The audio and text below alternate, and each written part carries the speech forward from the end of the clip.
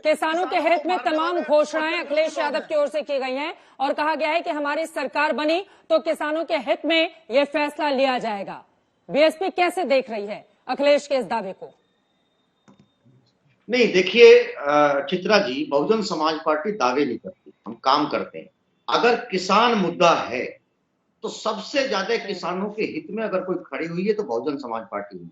हमने कोई घोषणा पत्र जारी नहीं किया था।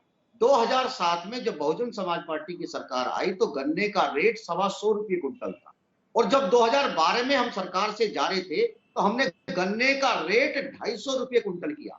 और किसान की जहां तक आप बात करेंगे, देखिए किसान की समस्या सिर्फ फसल उपजाना नहीं है। किसानों के अधिकतर परिवार कहीं ना कहीं सरकारी नौकरियों के, उनके बच्चे सरकारी नौकरी प्राप्त करना चाहते हैं। ये बहुजन समाज पार्टी की सरकार थी जिसने 5 साल के दौरान 6.5 लाख जो सरकारी पदों के ऊपर नियुक्तियां की। हमारे द्वारा की गई कोई भी नियुक्ति ना तो कोर्ट में उसको रखा, ना उसका कोई पेपर आउट हुआ, तमाम लोगों को हमने नियुक्तियां दी। जहां तक आप विकास की बात करते हैं तो ये बहुजन समाज पार्टी की सरकार थी जिसने ग्रेटर नोएडा जैसा एक बड़ा शहर, जिसमें तमाम दुनिया के आधुनिक शहरों जैसी सुख सुविधाओं का पूरा ध्यान रखा। हमने यमुना एक्सप्रेस वे आपको बना करके दिया 5 साल के अंदर। हम बहुजन समाज पार्टी ये चाहती थी कि हम जो बीजेपी जिस गंगा एक्सप्रेस वे की बात आज कर रही है, हम गंगा एक्सप्रेस वे भी बनाना चाहते थे, लेकिन कहीं ना कहीं इस देश की व्यवस्था ने, बीजेपी के लोगों ने तमाम संवैधानिक संस्थाओं को हमारे देश खड़ा किया। उनको लगा कि अगर कोई दलितों की सरकार अगर गंगा बनाएगी तो कहीं एक बार पंकज श्रीवास्तव भी बहुत देर से बैठे हुए हैं। ठीक है पंकज श्रीवास्तव जी, किसानों की हितैषी कौन सी पार्टी है? सारी पार्टियां तो बहती गंगा में हाथ धोने के लिए बेकरार हैं किसानों के मुद्दे पर। बीजेपी का दावा है, वहीं अखिलेश यादव का दावा अलग है, और वहीं आप बीएसपी के नेता को भी सुन रहे थे। अब जनता किस पर भरोसा करे? कांग्रेस पार्टी के किसानों को लेकर किस तरह के दावे हैं? पंकज जी देखिए चित्रा जी, अगर अभी पूरी दुनिया ने भारत के किसानों का एक ऐसा अभूतपूर्व आंदोलन देखा जैसा आंदोलन पूरी दुनिया में कहीं नहीं हुआ, जिसने गांधीवादी अहिंसा और सत्याग्रह को एक बार फिर स्थापित किया और सरकार को पीछे हटने पर मजबूर कर दिया। उस आंदोलन में पहले दिन से अगर कोई शामिल था तो वो कांग्रेस पार्टी थी।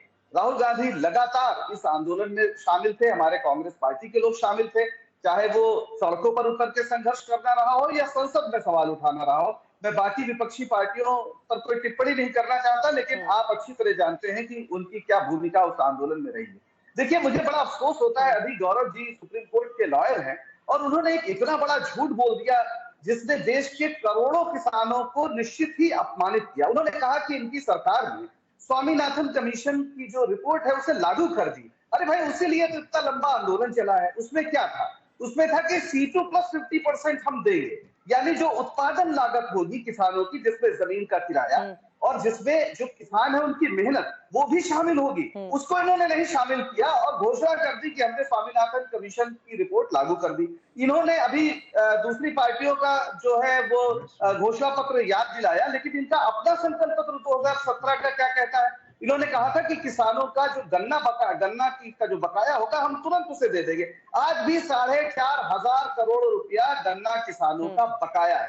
कांग्रेस पार्टी ने कहा है कि 400 रुपए प्रति क्विंटल हम गन्ना किसानों को देंगे और 2,500 रुपए प्रति क्विंटल में हम गेहूं और धान खरीदेंगे।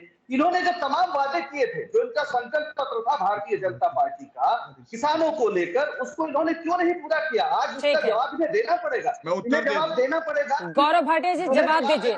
संकल्प पत्र में भी तो वादे बड़े बड़े किए गए थे, लेकिन गन्ना किसानों के बकाया भुगतान की जो बातें कही गई थी उसको पूरा क्यों नहीं किया गया? मुझे 40 मिनट में बात नहीं करने देंगी, ये क्या तरीका है? आप 40 मिनट बात बुला रही हो, 40 सेकंड मुझसे बोलने देंगी आप? सर आराम से, इतने नाराज मत होइए, इतना उतावलापन ठीक नहीं है। पंकज जी आराम से, पंकज जी आराम से, आप धीरे भी बोलेंगे तो मुझे सुनाई देगा।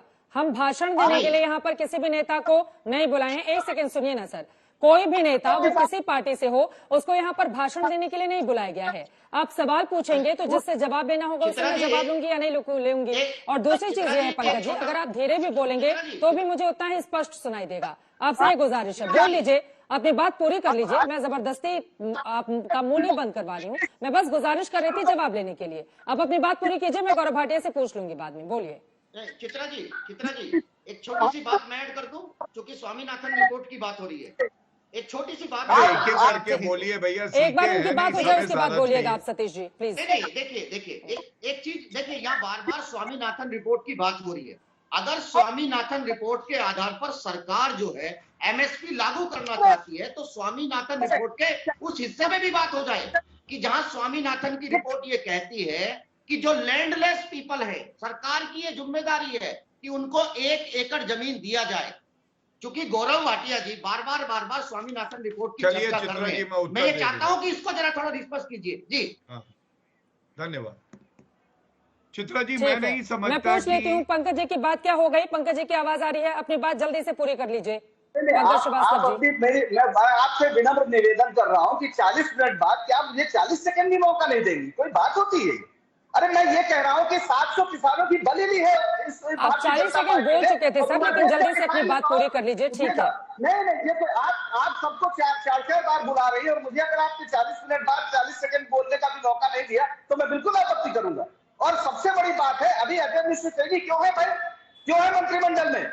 जिसके बेटे ने किसानों को कुचला, ये एसआईटी रिपोर्ट में साबित हो चुका है। वो खुद मुलजिम है 120D के। क्यों उन पर कार्रवाई अब तक नहीं की? किसानों का अपमान नहीं कर रही है भारतीय जनता पार्टी, बल्कि उनके खिलाफ एक युद्ध छेड़ा हुआ है। खाद का सवाल हो, बिजली का सवाल हो, सिंचाई का सवाल हो, या जिस तरह से योगी जी के साथ आज पूरे उत्तर प्रदेश के चलिए अब मैं अपनी बात रख लूं, उत्तर प्रदेश का किसान भूलेगा नहीं।